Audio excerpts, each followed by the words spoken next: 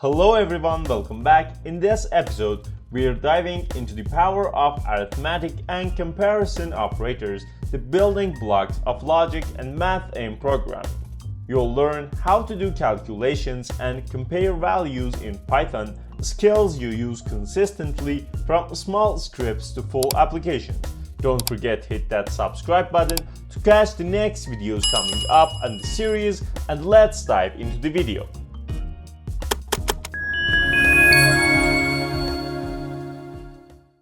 The first thing that we're going to have is our arithmetic operators, which these are simply our math operators that we got in every programming language. So for a start, let's say we got our variable of a, which has this number 2 inside of it, and then the variable of b, which has this value of 3 inside of it. And we're going to have our print right here, which let's say we start with printing a right here, which if we run, you can see we got this 2 as our a. Now let's come into the operators that we have, which the first one is addition, which is going to be this a plus this b, and it simply adds these two numbers together. And now if we run, you can see we got this value of 5 here.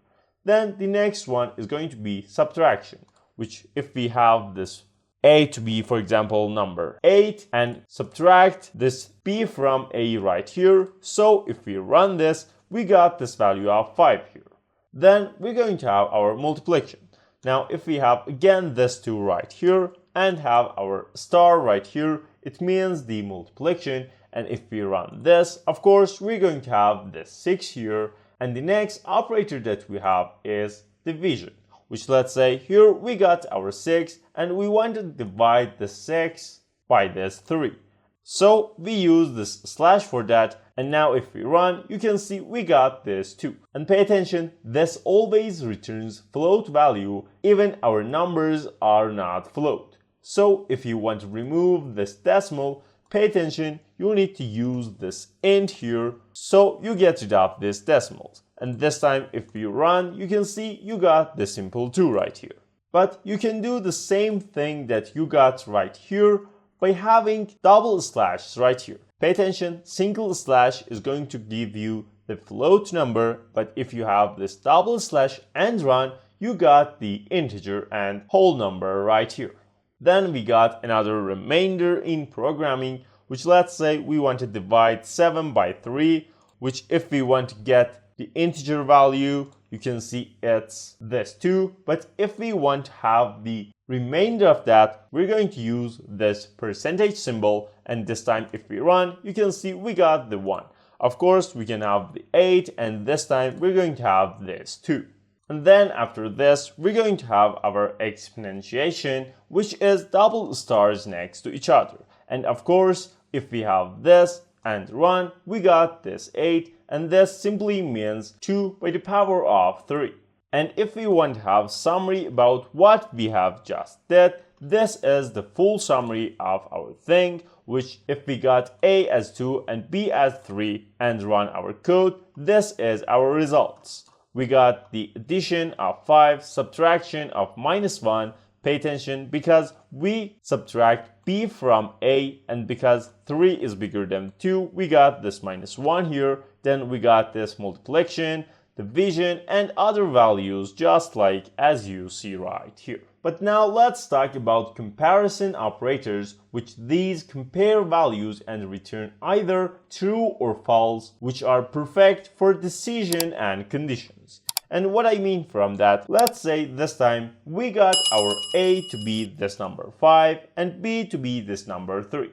And for this, we're going to again print our numbers with some operators. But this is a little bit different operators. We're going to have our numbers and variables, but between of them, the first one that we're going to check is equal to. And that's by having two equal signs next to each other, which this is going to tell us if a equals to b. If that was true and a equals to b, it's going to return the value of true for us. But if those are not equal, it's going to return the value of false for us, which in this case, we should get the value of false. And if we run, you can see we got the value of false right here. But let's say we got both of them to be number 5. And this time, again, if we run, we got the value of true. But here, we got this number 3 here. The next item that we got is not equal to. And what this means is opposite of this. And by having this exclamation mark and this equal sign next to each other, we got this result. And this is basically opposite of equal. So in equal, when we got true, it's going to be false. And when it's false, this is going to show us the true. So because A is not equal to B, so we should got the true value right here. And if we run, you can see we got the true. But if these two were equal, if we run again, we're going to see the result of false. So pay attention and basically remember this 3 lines that we got right here. If we got true in equal, we're going to have the false in not equal. And if we got false in equal, we should have true in not equal. After this operator, we're going to have our greater than and less than sign. Let's say again our B is 3 here and we want to check if A is greater than B, which we use with this greater than sign.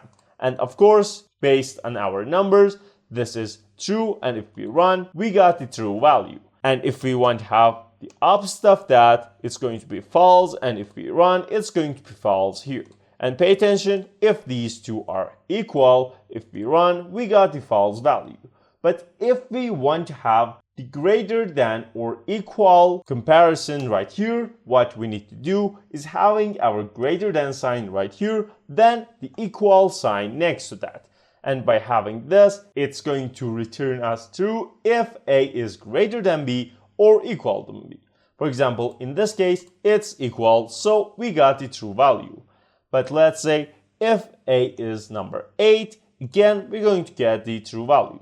And the only time we get the false value is when our B is larger than A. For example, here, if we run, you can see we got the false value.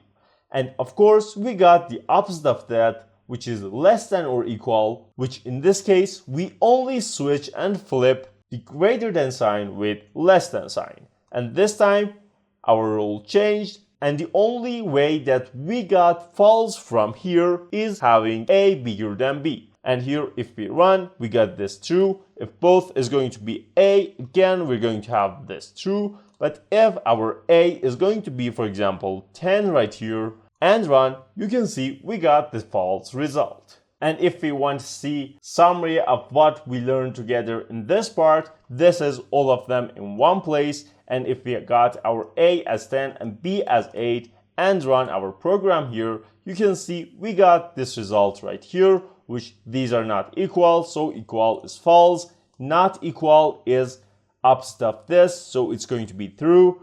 Greater, yes, because we got our A greater than B. Less is false. Greater or equal is true, and less or equal is false, based on this comparison right here.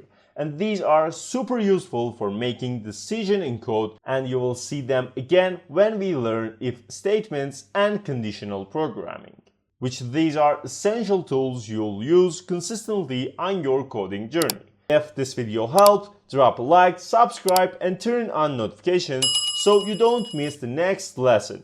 See you in the next one.